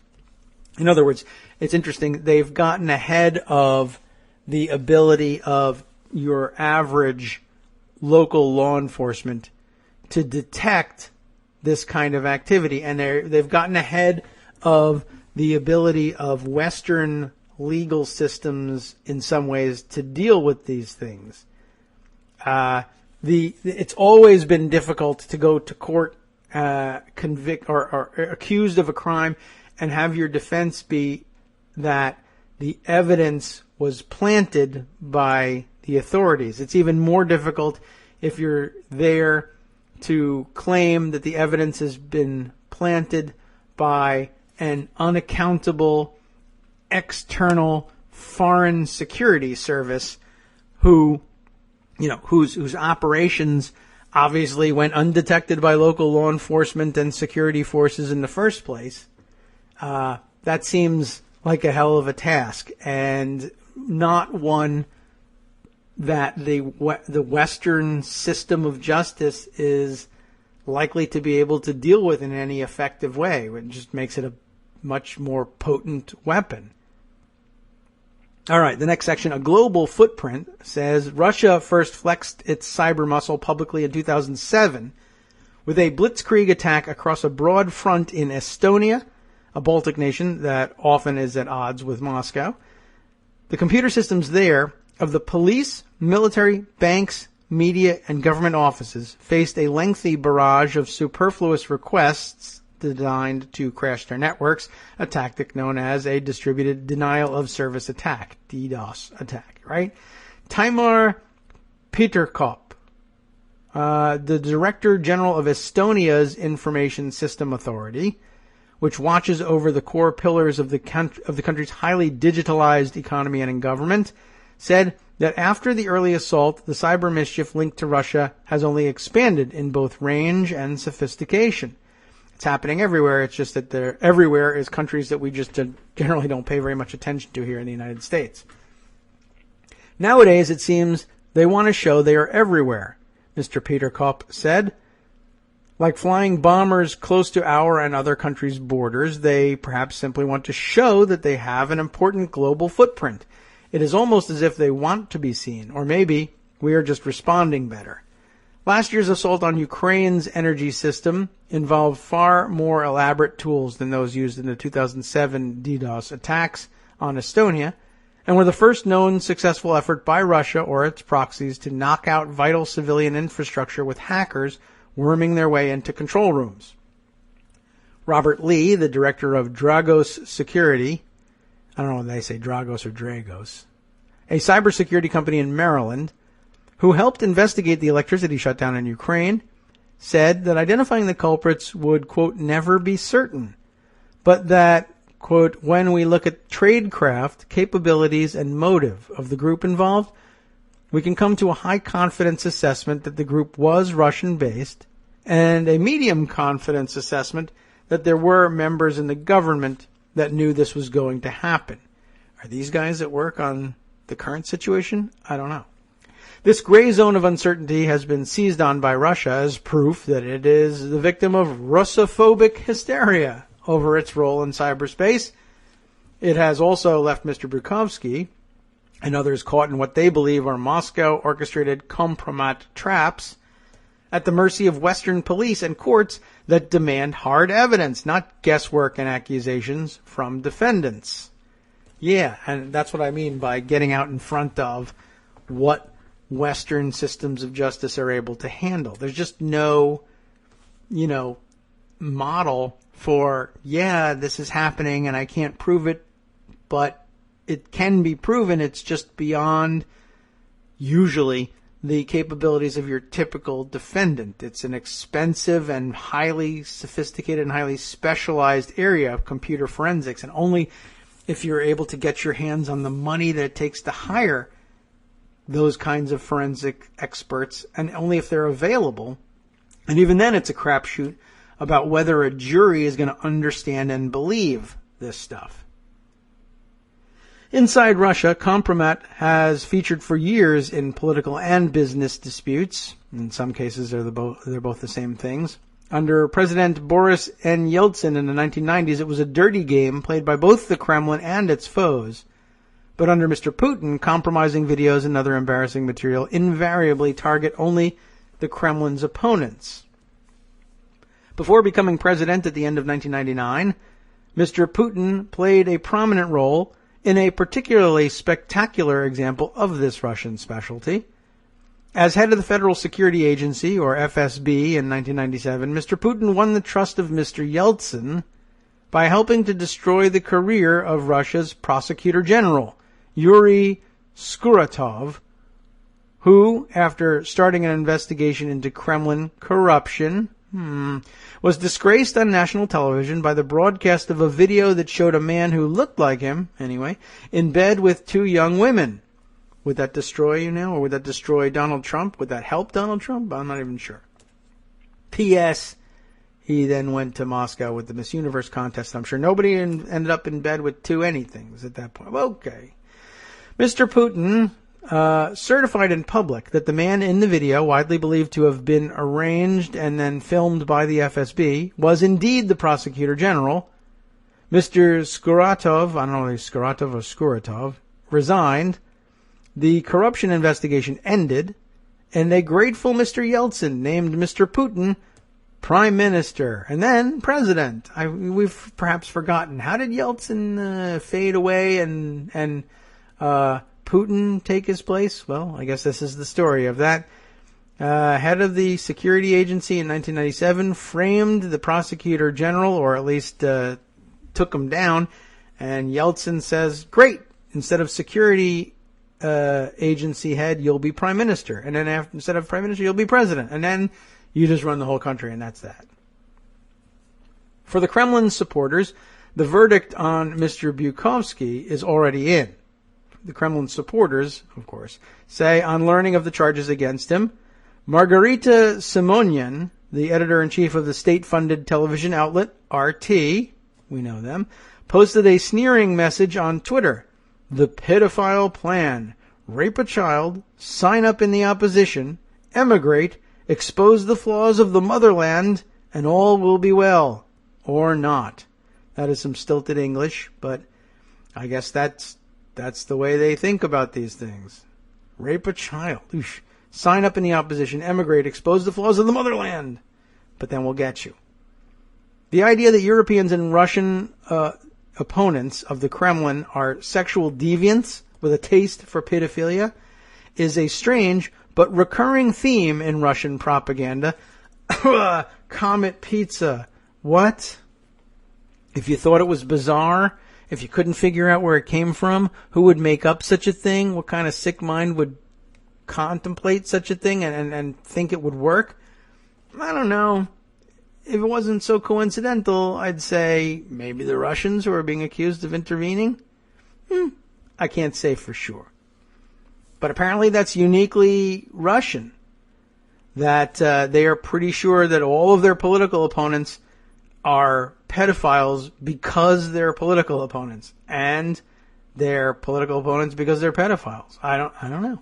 The Russian ex-wife, for instance, of a Norwegian man gained wide attention in state media, for example, with fabricated claims made after she lost a child custody battle in Norway that her former husband dressed up their 4-year-old son in a Putin costume and raped him. I don't even know what a Putin costume would be, but I guess this is the point here, is it's so ingrained in Russian culture that if you get yourself in a knockdown, drag out, that you might not be able to win by conventional means, or even if you can win it by conventional means, you just feel like doing it, that accusing the other side wildly of child molestation is something that will work and you'll win. Just bear that in mind, I guess. Foes of the Kremlin have sometimes picked up the same ugly club and used it to beat Mr. Putin, as did Alexander Litvinenko. Remember him? I don't even know whether I ever learned to pronounce his name, but he was the former KGB agent who died in London in 2006 from poisoning by a highly toxic radioactive isotope, polonium. 4 months after his death, which a British inquiry ruled was probably state-sponsored murder approved by Mr. Putin, in case you were wondering why it's a bad thing to get involved with Putin, Mr. Litvinenko published an article that, without any evidence, asserted that the Russian president was himself a pedophile, although we do have that weird picture of him kissing that boy's stomach. I don't know. And, of course, we're in the middle of accusing Donald Trump of the same thing, based on the accusations of the Tarrant County, Texas Republican chairman who got booted out, but whose picture we have holding the Donald Trump is a child rapist sign. And, of course, there was the lawsuit that was filed and then withdrawn, admittedly. This is kind of weird. I don't know. This is like the fourth or fifth of the high inner circle around Trump who's had women make public and accusations and accusations in court, and then when it came time to decide how seriously should we really take this about a now very important person, they withdrew or recanted their testimony or dropped their lawsuits. It's just a thing that happens a lot to everybody in his inner circle, and they all like Russians. I don't know. I can't really explain it. I'm just putting the information out there. You're going to have to connect the dots yourselves, people. Why not? I'll be the Alex Jones of the left. He's apparently making a lot of money. So why not? Right? At some point we have to give in. Anyway, Mr. Bukovsky, who was a close friend of Mr. Litvinenko, said he had strongly urged him not to publish that. I was very angry with him, Mr. Bukovsky recalled, noting that in many ways Mr. Litvinenko, despite his ferocious hostility toward the Kremlin, still had the mindset of a security officer and could not understand the difference between truth and operational information.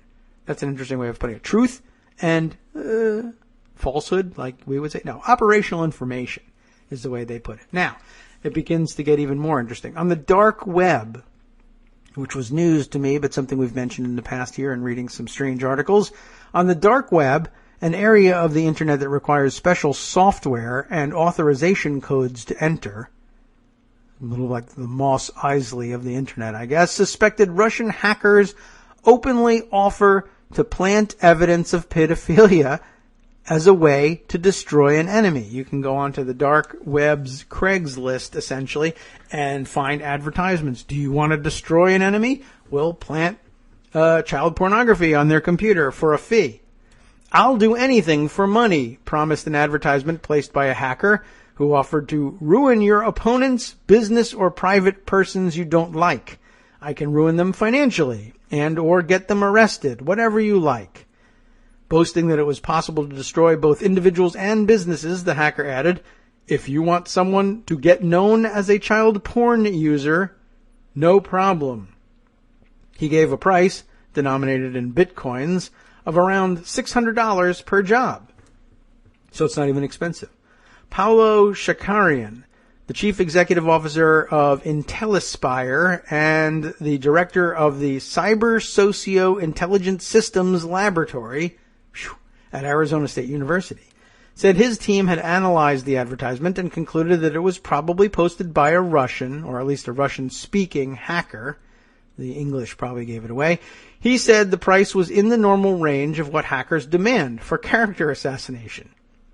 No matter what the court in Britain decides, Mr. Bukovsky has already had his reputation, and by association, that of other Kremlin critics, trashed in Russia. Russian state television, in a report on the case, described the dissident as, quote, a lover of child porn. Mr. Bukovsky complained that European countries that expect clarity and follow rigid procedures easily fall prey to the dirty tricks of a regime that excels in hiding its tracks and creating confusion. They are very good at using the West against the West, he said. And that sums it up about as well as anything I can think of.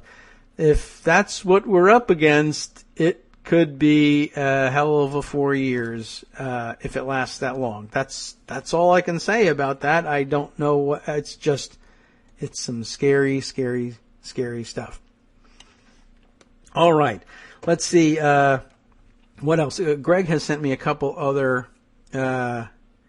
interesting tidbits here at the end. I think, okay, that'll just help us fill in some gaps in our links for Scott Anderson's summary today. But let's see. There were a couple of things that happened in this New York Times article that came up that made me think, oh, maybe we should check in on one or another of the other, the other various articles that we've got here. But now I can't recall exactly what specifically it was.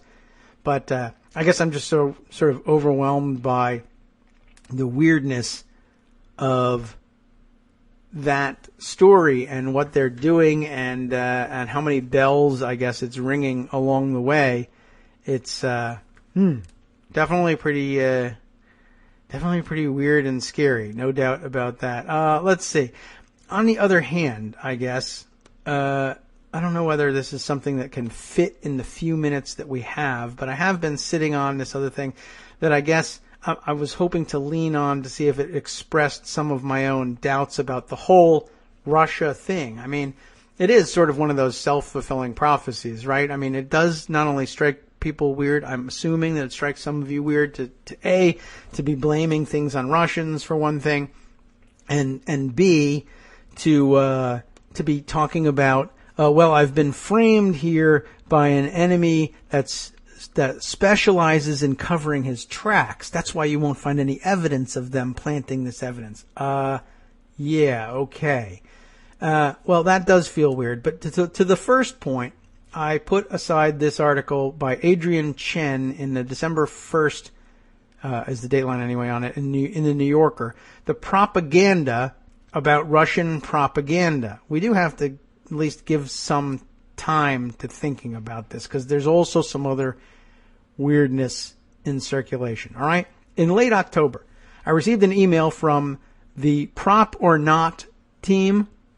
Remember them? Which described itself as a newly formed independent team of computer scientists, who you would need to figure this stuff out, statisticians, national security professionals, journalists, and political activists dedicated to identifying propaganda, particularly Russian propaganda targeting a U.S. audience. Prop or Not, propaganda or not, said that it had identified 200 websites that qualify as Russian propaganda outlets. The site's reach was wide. They are read by at least 15 million Americans. Prop or Not said that it had drafted a preliminary report about this for the office of Senator Ron Wyden, and after reviewing our report, they urged us to get in touch with you and see about making it a story. Typical pitch, right? Reporting on internet phenomena, one learns to be wary of anonymous collectives freely offering the fruits of their research. I told Prop or Not that I was probably too busy to write a story, but I asked to see the report. In reply, Prop or Not asked me to put the group in touch with folks at the New York Times, Washington Post, Wall Street Journal, and anyone else who you think would be interested. Deep in the middle of another project, I never followed up. That request would be fairly routine, by the way. Unskilled, perhaps, but routine. Prop or Not managed to connect with the Washington Post on its own. Last week, the Post published a story based in part on Prop or Not's research. Headlined, Russian propaganda effort helped spread fake news during election, experts say. You'll remember that piece. The report claimed that a number of researchers had uncovered a sophisticated Russian propaganda campaign that spread fake news articles across the internet with the aim of hurting Hillary Clinton and helping Donald Trump. It prominently cited the prop or not research.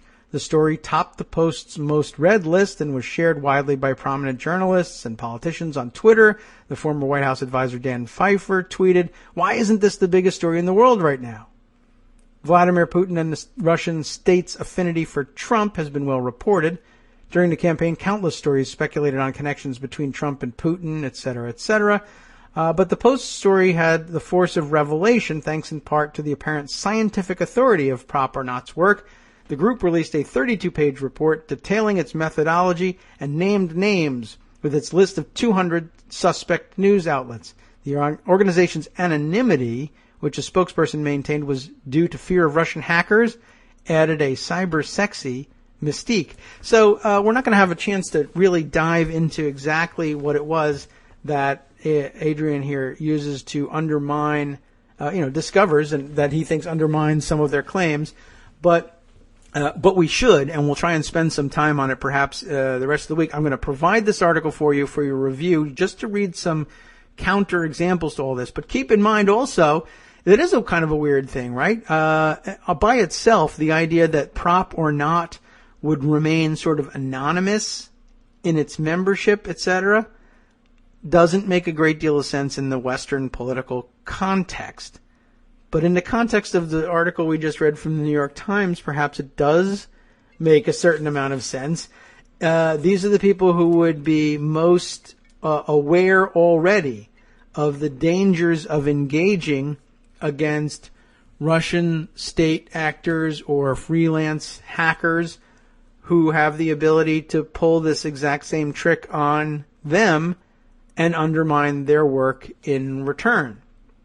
At any rate, I do recommend that you read it yourself. Perhaps we'll discuss it a little bit more because there's some specifics that they point to, and including sort of an overbreadth of the list that was included of suspect propaganda outlets, although they also offer up the caveat that some of these people may be unwittingly distributing Russian propaganda. That's not terribly comforting, but they definitely got what seemed to be more than a little overbroad in who they were accusing. And once you recognize that and begin to wonder, well, what else should we be questioning about this? It's unfortunately, another case in which you're likely to be left scratching your head, or worse, looking to jump off a building, unable to determine with real clarity whether anybody is telling anything near the whole truth about this stuff, or whether you just need to be able to accept bits and pieces of it and take everything with a large grain of salt.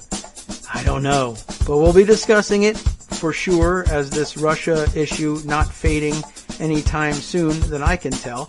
But what is fading soon, I can tell you, is my control of the microphones. It's time to hand it over to the guys at the after show to pick up on all the other stories of enormous importance, like the following. Paul Ryan and Mitch McConnell only want you to think they support investigations into Russian election sabotage. That sounds likely. Twitter has not only reinstated two well-known hate-spewing neo-Nazis, but they gave them the much-coveted blue checkmark, too. And California U.S. Senator-elect Kamala Harris says the state will provide national leadership on immigration under Trump. From Daily Kos Radio on networksradio.com.